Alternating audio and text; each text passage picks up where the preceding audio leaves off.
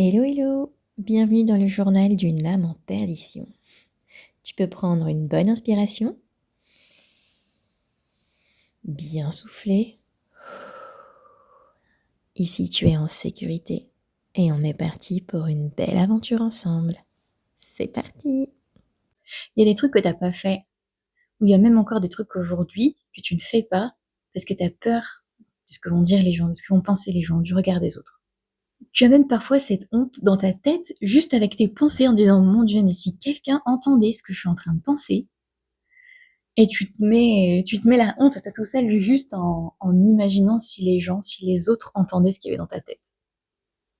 Cette semaine, on va parler du regard des autres et de leur impact sur nous.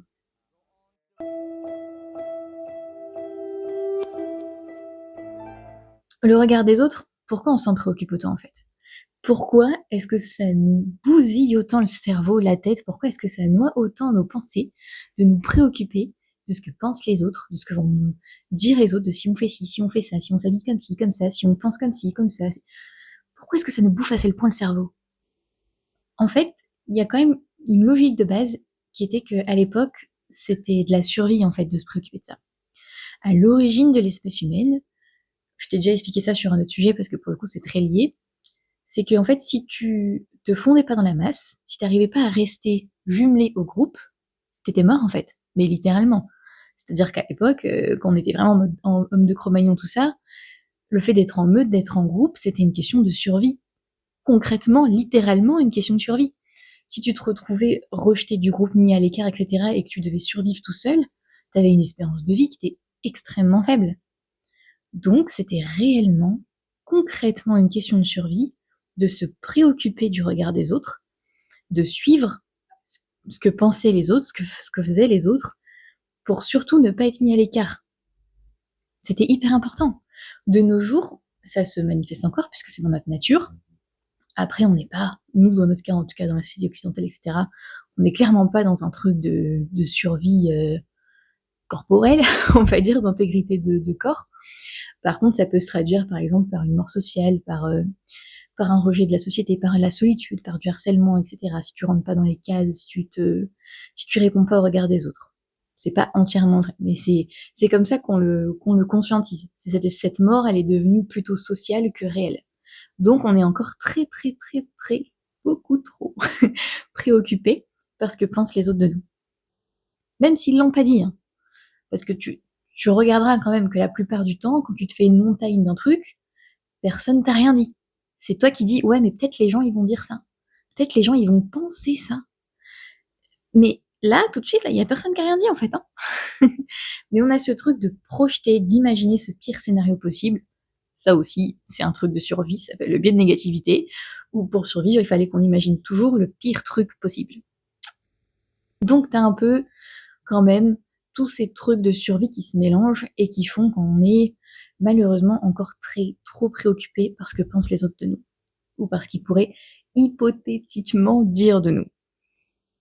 Mais si je te disais qu'en fait, c'est pas des gens, c'est pas des autres que t'as peur, c'est pas de leur regard que t'as peur, c'est de toi, c'est de ton regard à toi. Je m'explique, je te donne un exemple très concret, bon, t'auras pas ça tous les jours dans ta vie, mais ça va te donner l'idée. Imaginons que t'es violoniste, tu fais des concerts, etc., tu joues dans un groupe avec d'autres instruments, des pianistes, etc., tu te produis régulièrement sur scène, t'es peut-être pas dans le top 1 des violonistes du monde, mais en tout cas, t'es plutôt bon, et puis tu fais des concerts régulièrement. T'as quelqu'un qui se ramène et qui vient te dire, ouais, franchement, t'es même pas fichu de sortir une seule note juste, tu sais pas sortir une seule note au violon, t'es nul. Bon, concrètement, factuellement, tu fais des concerts régulièrement, etc., ça va rentrer par là, ça va sortir par là, tu vas dire c'est qui ce mec qui connaît rien du tout, ça va pas t'impacter. Maintenant, t'as quelqu'un qui vient te dire que t'as pas ta place sur scène, que tu nivelles le groupe par le bas, que tu devrais pas être là, que t'es vraiment le plus mauvais du groupe qui se joue là, et que t'es vraiment le maillon faible, quoi. Et là cette fois, ça te pique. Là, ça reste bloqué dans ta tête. Là, ça te blesse. Là, tu le sens passer. pourquoi dans la première version, dans la première remarque, ça fait rien, et dans la deuxième, ça te bouffe? Bah, tout simplement parce que dans la deuxième, ça résonne avec le petit saboteur qui est dans ta tête. C'est pour ça que je te dis que c'est de toi que t'as peur. Parce qu'en réalité, ce qui nous terrifie dans le regard des autres, ce qui nous terrifie dans ce qu'ils peuvent dire ou penser, c'est qu'ils disent et qu'ils pensent ce qu'on dit et qu'on pense déjà de nous dans notre tête. Ce que le petit saboteur qui est dans ta tête avec ton syndrome de l'imposteur ou tout ce qui va bien, que tous ces trucs négatifs qu'il y a dans ta tête, il y ait quelqu'un qui les dise et du coup, tu dis putain, en fait, c'est vrai. En fait, c'est vrai. Ok, en fait, je suis bon à rien. En fait, je suis mauvais, je devrais pas être là, c'est pas ma place. Je suis un imposteur. Qu'en fait, ce qui nous terrifie, c'est vraiment ça. C'est que il y ait quelqu'un en face de toi qui te dise exactement ce qui tourne dans ta tête quand ça va pas, quand t'es en mode négatif et que t'as ce petit saboteur qui parle trop fort et que t'arrives plus à le faire taire. C'est ça qui nous rend fous. C'est ça qui est super dur à vivre. C'est ça qui est aussi violent dans le regard des autres. Parce qu'en fait, ça va rendre réel. Ça va rendre réel, ça va donner du poids, ça va donner de l'impact à ce saboteur dans ta tête. Ça va te faire croire qu'il dit vrai. T'arriveras plus à faire comme si tu l'entendais pas. Parce qu'il y a quelqu'un qui dit exactement ce qu'il te dit tout le temps. C'est ça qui est dur. C'est ça qui est violent avec le regard des autres. C'est en ça que je te dis que c'est pas des autres que t'as peur, c'est de toi. Mais c'est une super nouvelle. Si, je t'assure. C'est une super nouvelle. Parce que tu peux pas contrôler ce que pensent et disent les autres. C'est impossible. Tu peux pas empêcher les gens de penser, empêcher les gens de parler, empêcher les gens de critiquer. Impossible. Par contre, le saboteur qui est dans ta tête, lui, tu peux faire quelque chose. Donc c'est en ça que je te dis, c'est une super nouvelle. Parce que ça veut dire que tu peux agir, qu'il y a un moyen de maîtrise, qu'il y a un moyen de changer ça, qu'il y a un moyen de faire en sorte que tu sois toujours, ou l'immense majorité du temps, dans la situation 1. C'est-à-dire que quelqu'un vient de te dire un truc, négatif, critique, que ça rentre là, que ça sorte là, quand c'est pas constructif. Hein. Parce que l'idée, c'est quand même aussi de pouvoir intégrer ce qui est constructif. Mais quand quelqu'un vient de dire quelque chose qui est sans aucune bienveillance, qui est juste négatif et qui t'apporte rien, ben ça, c'est une super nouvelle parce que ça veut dire que tu es capable de faire en sorte que dans ce cas de figure-là, tu peux faire que ça rentre et que ça sorte. Et que ça arrête de te ronger de l'intérieur dans tes entrailles. C'est ça en fait. Et ça, c'est fou. Parce que pour te donner des exemples, je donne des exemples de voix de saboteur, parce que ce saboteur, je l'ai eu dans ma tête quasiment toute ma vie, notamment sur le syndrome de l'imposteur, où j'avais toujours ce truc, comme j'ai un tempérament de quelqu'un qui apprend très très vite et qui monte très vite en compétence sur tous les sujets. Du coup, comme j'apprenais vite et que je voyais que c'était pas le cas forcément des gens autour de moi, j'avais toujours l'impression d'être un imposteur, d'être complètement fake, de pas réellement avoir ses compétences, de pas réellement avoir ses connaissances, parce que comment ça se fait que moi j'arrivais à apprendre si vite et pas les autres? Et donc j'avais toujours ce petit saboteur dans ma tête qui disait que t'es de l'esbrouf, t'es du vent, tu sais parler, mais au fond y a rien, t'es vide. T'es vide. Un jour les gens ils vont se rendre compte qu'en fait c'est faux, c'est juste de la façade et qu'en fait au fond y a rien, c'est vide. Et ça c'était ce truc, ce gros syndrome de l'imposteur que j'avais avec mon petit saboteur qui arrêtait pas de me hurler dessus dans ma tête et de me dire ça, tu vois. Tu le fais taire comme d'habitude, hein, tu refoules, t'enfouis, t'essayes de faire genre tu l'entends pas. Sauf que t'apprendras vite, et t'as déjà certainement dû t'en rendre compte, que plus t'essayes de le faire taire, plus il va gueuler. Plus il va parler fort. Plus il va faire en sorte que tu l'entendes. Plus t'essayes de le ballonner, plus il va crier. Et s'il faut qu'il te morde pour que tu l'entendes, il va te mordre pour que tu l'entendes. Tu peux pas le faire taire, juste comme ça. Il faut faire un peu plus que ça, mais on y reviendra après. Donc j'avais ce truc, et exactement comme la situation, quand des gens me disaient des trucs, je sais pas, j'ai commencé ma vie en tant qu'infirmière. Si on me disait, oh, tu sais pas faire une prise de sang, machin, etc., tu sais pas faire un pansement, tu sais pas gérer les traitements d'un patient, j'en sais rien. Des trucs où je savais factuellement que je savais les faire. Il n'y a pas de sujet. J'en faisais toute la journée et je savais très bien faire tout ça. Par contre, quand on venait me dire des trucs genre, ouais, mais toi, en fait, tu fais genre tu maîtrises, mais tu maîtrises rien, en fait. En fait, tu donnes l'impression d'être confiant, tu te donnes l'impression que tu sais des tas de choses, mais tu sais rien. Oh là là! Et les rares fois où il y a des gens qui m'ont dit ça m'a blessée. Mais d'une force. Ah, je remettais en question toute ma vie. Je remettais en question toute mon existence. Tout. Parce que ça résonnait avec le petit saboteur qu'il y avait dans ma tête. C'est exactement ce que je me disais. Parce que oui, je donnais une impression de confiance en moi, mais au fond, j'avais zéro confiance en moi. Absolument pas. J'étais absolument pas sûre de moi. Je mettais ça sous un masque de confiance, mais à l'époque, c'était pas le cas. J'ai beaucoup travaillé là-dessus et maintenant, ça va carrément mieux. Mais à l'époque, c'était rude d'entendre des choses comme ça, parce que ça résonnait avec le saboteur qu'il y avait dans ma tête. Tout ce qu'on peut te dire qui ne résonne pas avec ton saboteur, ça va glisser sur toi. Par contre, toutes les critiques que tu te prends, pas constructives encore, je précise, toutes les critiques non constructives que tu te prends, qui te blessent, je vais aller encore plus loin, faut presque dire un merci à ces personnes. Parce que ça te donne des indices sur ce sur quoi tu dois bosser. Parce que savoir que ça résonne en toi, ça veut dire que tu as ce travail à faire sur toi pour faire en sorte que plus jamais ça résonne avec toi. Parce que c'est faux. C'est juste ce saboteur qui est dans ta tête qui résonne avec ça et qui fait que ça fait mal. Ah, mais ça fait vraiment mal, hein. Et pour la petite histoire, tu vois, les rares personnes, parce qu'il y en a vraiment très peu en réalité qui t'ont dit ça, parce que souvent, il dit du bullshit, ton saboteur, en fait, hein, d'accord? Ton saboteur, il dit que des conneries. Mais les rares personnes qui m'ont fait ce genre de remarques et qui ont résonné avec moi, c'est que des personnes qui avaient zéro assurance et qui, pour le coup, n'avaient pas de compétences. En fait, c'est des personnes qui se sentaient profondément, comment dire, qui elles-mêmes développaient un complexe d'infériorité vis-à-vis de moi et qui, pour essayer de mieux gérer ce complexe, me critiquaient. Quand tu creuses, en fait, ces personnes, c'est des personnes qui, elles n'avaient pas les compétences, qui, elles, n'étaient pas en maîtrise. Et c'était leur façon de reprendre la maîtrise que de critiquer quelqu'un qui, à leur goût, réussissait trop facilement. Ça, c'est leur problème à eux, c'est pas ton problème à toi, mais c'est juste pour t'expliquer pourquoi ces critiques généralement non constructives sont fausses. C'est parce que quand tu creuses pourquoi cette personne t'a dit ça, tu te rends vite compte qu'il n'y a aucun fond de vérité vis-à-vis de toi. C'est d'eux qui parlent quand ils te disent ça, en fait. C'est pas de toi. Je vais te donner un truc très simple à avoir en tête pour mieux gérer aussi les critiques. Généralement, on a tendance à dire oui, mais qu'est-ce que les gens pensaient, etc. Déjà, c'est qui les gens? Liste. Écris, concrètement, écris.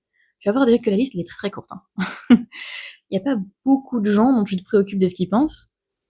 Et en fait, la liste, elle est assez courte. Vraiment, il n'y a pas grand monde. Donc tu t'inquiètes vraiment de ce qu'ils vont penser de toi.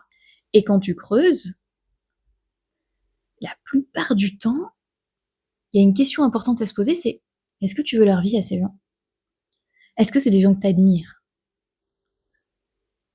Là encore, la plupart du temps, la réponse est non. C'est pas des gens que tu admires, c'est pas du tout des gens dont leur vie te fait rêver. Et donc, pourquoi écouter des gens qui n'ont rien à voir avec ce que tu veux, qui n'ont rien à voir avec ce que tu souhaites dans ta propre vie? Leurs conseils, entre guillemets, ils servent à avoir leur vie à eux, mais t'en veux pas de leur vie. Donc ça sert à quoi d'appliquer ce qu'ils te disent? Ça sert à quoi de te préoccuper de ce qu'ils te disent? Puisque leur vie, c'est pas ce que tu veux. C'est pas du tout ce que tu veux. Donc déjà, quand tu commences à prendre conscience de ça, tu commences à faire un peu de chemin. Ça commence à être un peu plus simple de gérer ce que tu peux recevoir. Je veux t'ajouter un petit fun fact avant qu'on passe au comment. Au comment faire pour finalement concrètement s'éloigner du regard des gens. C'est que il y a une infirmière australienne, et je te mettrai la référence dans le descriptif de l'épisode, qui a écrit un livre où en fait elle travaillait beaucoup avec les personnes en soins palliatifs, etc., en fin de vie. Et elle a recueilli tous les derniers mots en fait que les gens lui ont dit, leurs regrets, etc., avant de mourir.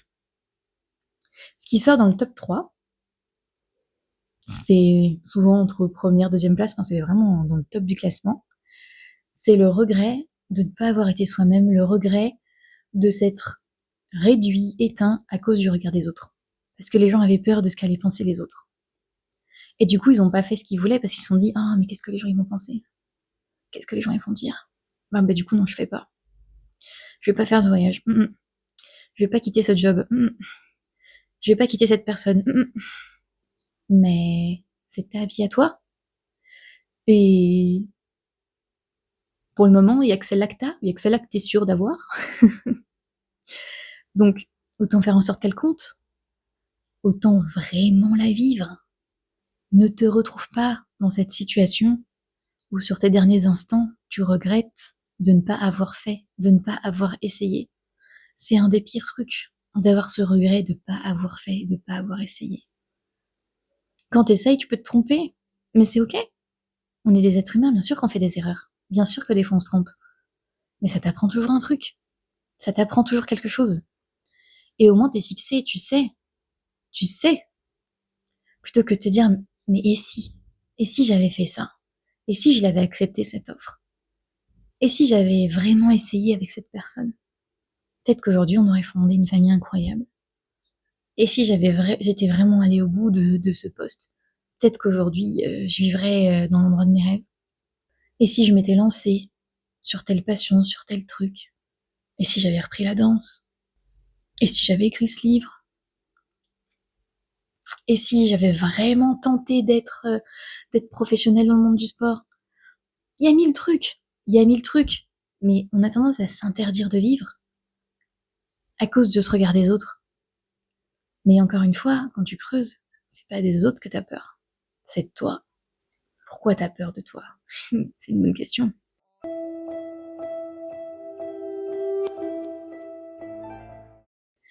Il y a plein de choses qui peuvent se cacher là-dedans. Des fois, on a peur de réussir. Des fois, on a peur d'échouer. On a peur de mille choses, on a plein de limites dans nos têtes qui nous disent que c'est pas possible, qu'on va pas y arriver, etc. Et du coup, c'est tout ce packaging de limites, de peurs, de croyances négatives, d'expériences difficiles, de traumas, etc. qui s'exprime à travers notre petit saboteur. Ce saboteur, c'est juste un mélange de tout ça. Il cherche pas à te nuire. Au contraire, c'est ce côté surprotecteur, sursécurité. Il veut surtout pas que tu te blesses, il veut surtout pas que tu t'écorches les genoux. Du coup, il est pas du tout, il cherche pas à faire mal. C'est une part de toi, en réalité, qui t'aime énormément, ce petit saboteur. Ouais, il s'exprime de façon un peu difficile, quand même. Mais du coup, comment tu vas faire? Comment faire pour faire en sorte que ce saboteur, il te parle plus de cette façon? Pour que, du coup, ce que disent les autres, ça résonne plus avec lui.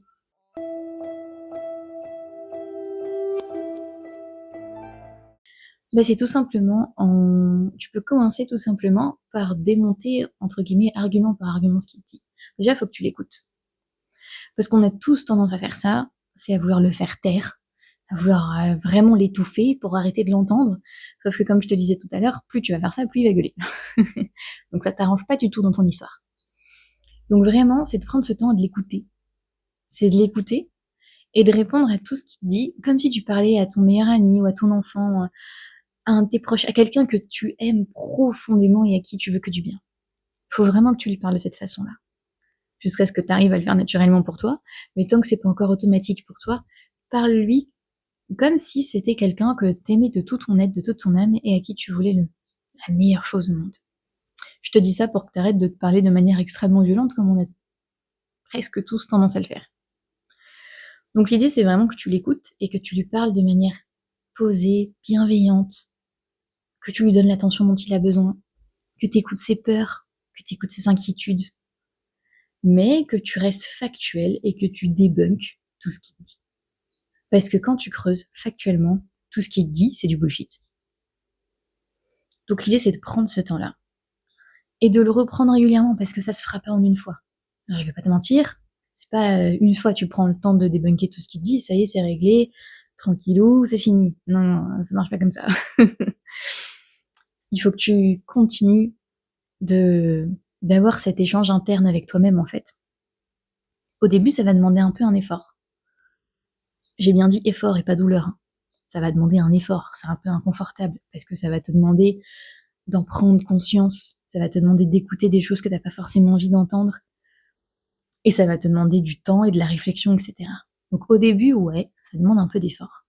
Mais plus tu vas le faire, jour après jour, plus tu vas le faire, plus ça va devenir automatique.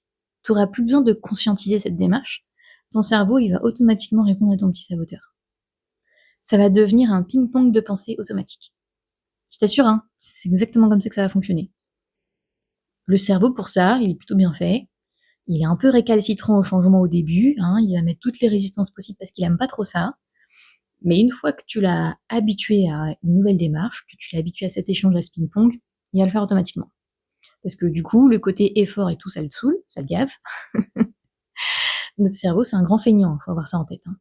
Donc, s'il voit que tu as l'habitude de faire ça et que tu fais ça régulièrement, il va faire en sorte de l'automatiser. Parce qu'il veut plus que tu aies à conscientiser et à mettre de l'effort pour le faire. C'est aussi simple que ça. Donc, ouais, au début, ça te demande un peu de boulot. Mais une fois que tu auras lancé le truc et que tu te seras habitué à le faire, ton cerveau, il va gérer. Et naturellement, ton saboteur, il y a des trucs qu'il dira même plus, parce que ça aura plus d'intérêt. Donc, il y a des trucs qu'il dira plus. Sa voix, elle va baisser. Mais c'est un travail qu'il faudra faire un peu tout au long de ta vie. Je dis pas qu'il faudra tout le temps conscientiser, parce que sinon l'effort, il devient plus temporaire, c'est toute ta vie et c'est quand même un peu chiant. Mais c'est juste qu'il y a différentes étapes de ta vie où ça peut ressortir. Typiquement le syndrome de l'imposteur, pour te donner mon exemple perso, c'est que dans mon métier d'infirmière, etc., bah, je l'ai eu au début, après j'ai géré le truc et je l'avais plus. Quand j'ai changé de métier, parce que j'ai changé pas mal de fois de métier, je suis passée à un autre métier, ingénieur dans le monde de l'environnement. Oui, ça n'a rien à voir, mais si, je t'assure, il y a des liens. Il y a un sens logique à tout ça. Bref, donc, je suis passée à cet autre métier. Bah, pareil, j'ai eu le syndrome de l'imposteur au début. Mais au fil des mois, j'ai bossé dessus. C'est fini, plus syndrome de l'imposteur. Il faut juste, de temps en temps, quand il y a des changements dans ta vie, ton petit saboteur, il va parfois revenir et te redire 2-3 trucs. Parce que la situation a changé, c'est nouveau. Donc il reprend ses bonnes vieilles habitudes, de venir te dire que si, que là, que t'es pas légitime, que ça va pas, machin, machin, machin. Du coup, faut refaire un petit peu ce dialogue interne. Tu reprends un peu l'habitude de le faire, et pareil, ça s'automatise. Et next, on passe au suivant. Faut avoir en tête aussi que ce qui est hyper important, c'est de bosser sur ton estime de toi. Je vais te le dire à chaque fois, hein, mais c'est vraiment le socle de tout, de toute façon, l'estime de toi. C'est parce que ce petit saboteur, il parle si fort et il a tant de choses à dire, parce que ton estime de toi, elle est quand même pas folle, tu vois. Si t'as un vrai amour pour toi-même et que t'es consciente de ta valeur, de tes capacités, de ce que t'es en mesure de faire, de ce que t'es en mesure d'atteindre, de ce que t'es en mesure de réaliser, bah, le petit saboteur, il aura pas grand chose à dire. Tu vois? Il aura pas grand chose à dire. Donc c'est vraiment un travail multiple, c'est-à-dire que t'as ce côté un peu traitement palliatif de discuter avec ton petit saboteur, mais le traitement de fond, le truc de base qu'il faut faire, c'est bosser sur ton estime de toi. C'est apprendre à t'aimer, à connaître ta valeur, à te rendre compte de tous les trucs incroyables que tu fais, à prendre conscience dans quoi t'es unique. Pourquoi t'es unique, qu'est-ce qui fait de toi cet être spécial?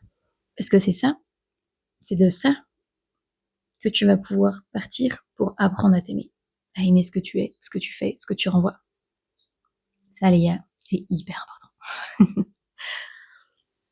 Après, très important aussi, c'est que tu peux pas t'en détacher à 100% du regard des autres.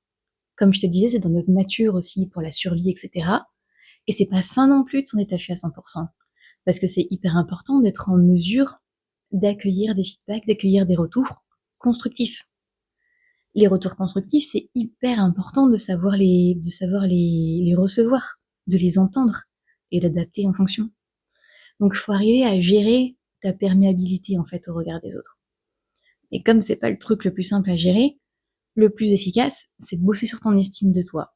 De bosser avec ce petit saboteur-là, pour que quand il y ait des trucs finalement pas constructifs qui arrivent, ça t'impacte pas. Et que les trucs constructifs, tu sois en mesure de les prendre, de les entendre et de les gérer. Ça, c'est hyper important parce que du coup, le regard des autres, le retour des autres qui est fait de manière constructive, ça t'aide à t'évoluer, ça t'aide à t'élever, ça t'aide à mieux comprendre ce qui se passe autour de toi, ça développe tes capacités d'écoute. C'est même une boussole pour t'assurer que tu restes bien aligné avec tes valeurs, avec ce que tu veux être. C'est hyper important. Donc ouais, comme je te le dis aussi très souvent, c'est vraiment une question d'équilibre. Il faut garder en tête que rien n'est tout blanc ou tout noir. Le regard des autres, c'est pas forcément négatif. Ça peut être une très bonne chose. Faut juste arriver à piocher ce que tu as à prendre et laisser ce que tu dois laisser. Parce qu'il y a quand même pas mal de trucs à laisser.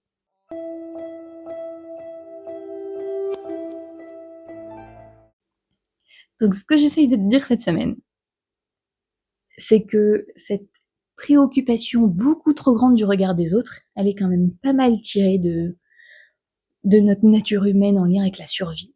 Parce qu'il nous fallait ça pour survivre, pour qu'on reste dans le groupe et qu'on meure pas au bout de quelques jours, parce que tout seul c'était pas possible au début de l'humanité.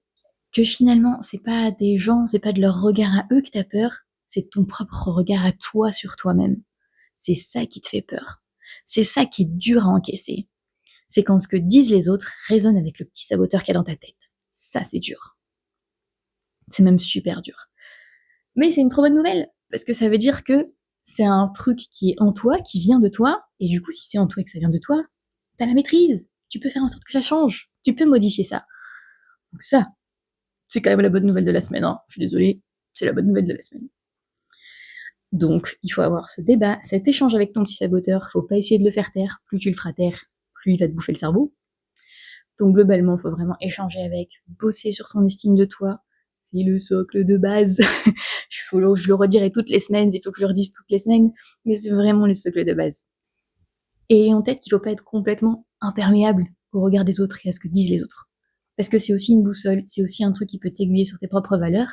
Il faut juste savoir, apprendre à reconnaître ce que tu dois prendre, ce que tu dois pas prendre. Et ça passe par bosser sur toi. Faut arriver à choisir ce que t'écoutes et ce que t'écoutes pas. L'idée, c'est que tout ce qui est bienveillant et constructif, tu l'absorbes. Et le reste, tu laisses de côté.